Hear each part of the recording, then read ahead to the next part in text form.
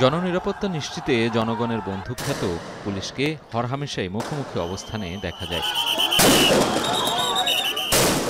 যার সবচেয়ে ন্যাক্কারজনক উদাহরণ দেখা গিয়েছিল ২৪ জুলাই আন্দোলনে। ছাত্র জনতার আন্দোলন ঠেকাতে সে সময় মরিয়া হয়ে উঠেছিল তারা। হাজারো প্রাণের অকাল পরিণতি ঘটে পুলিশের গুলিতে, জন্ম দেয় নানা সমালোচনার। অভ্যুত্থান পরবর্তী সময়ে পুলিশের অতীত কর্মকাণ্ড আর কালিমা ঘোচাতে অবধারিত হয়ে ওঠে সংস্কার। এমন বাস্তবতায় বাহিনীর কার্যক্রমে পরিবর্তন আনতে বিভিন্ন সুপারিশ দেয় কমিশন। তবে সবাইকে অবাক করে পুলিশের পোশাক পরিবর্তনই যেন মুখ্য হয়ে ওঠে, যা কিনা কমিশনের পক্ষ থেকে সুপারিশই করা হয়নি। গেল ১৫ নভেম্বর থেকে লৌহ রঙের নতুন পোশাকে দায়িত্বে নেমেছে পুলিশ, আর এরপরেই শুরু হয় নানা আলোচনা সমালোচনা। মিশ্র মন্তব্যে সয়লাভ সামাজিক যোগাযোগ মাধ্যমও। প্রশংসার পাশাপাশি তির্যক মন্তব্য করতেও পিছপা হননি কেউ কেউ। আপনাকেই বলছি, ইন্স্যুরেন্স করলে সিটিতে সুরক্ষা পাবেন নিশ্চিত।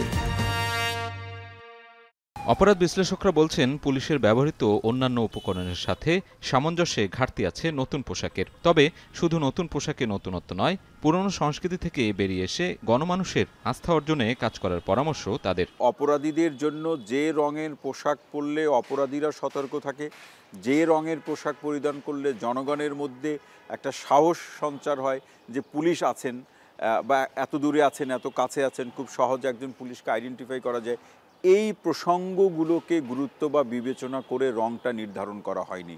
এটি খুব স্পষ্ট। কর্মকাণ্ড যদি অভিযোগ মুক্ত না হয়, তখন হাজার রঙের পোশাক পরিয়েও কোনো লাভ হবে না। আমরা তার কর্মকাণ্ডের পরিবর্তনটা দেখতে চাই।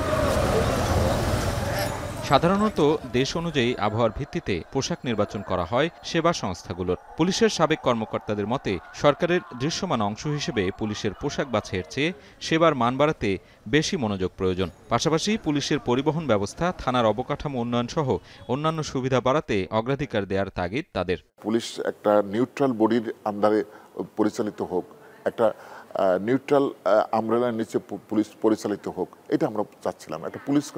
একটা স্বাধীন পুলিশ কমিশন আমরা চাচ্ছিলাম। পোশাক যেটাই হোক না, কালো সাদা, দ্যাটস নট ডাজন্ট ম্যাটার। পুলিশের অনেকে মালামাল নষ্ট করে ফেলা হয়েছে, অনেক থানা লুট হয়ে গেছে, অস্ত্র লুট হয়ে গেছে, সেইগুলো রিপ্লেসমেন্ট সবার আগে দরকার। কাজেই সেটা না করে শুধু পোশাকের দিকে নজর দিলে তো হবে না।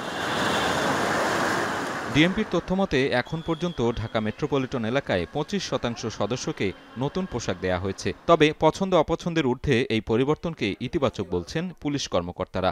পছন্দ অপছন্দ একেবারেই আপেক্ষিক। আমার কাছে যেটা পছন্দ সেটা আপনার কাছে পছন্দ নাও হতে পারে, আপনার পছন্দ আমার কাছে পছন্দ না হওয়ার এটা অস্বাভাবিক কিছু না।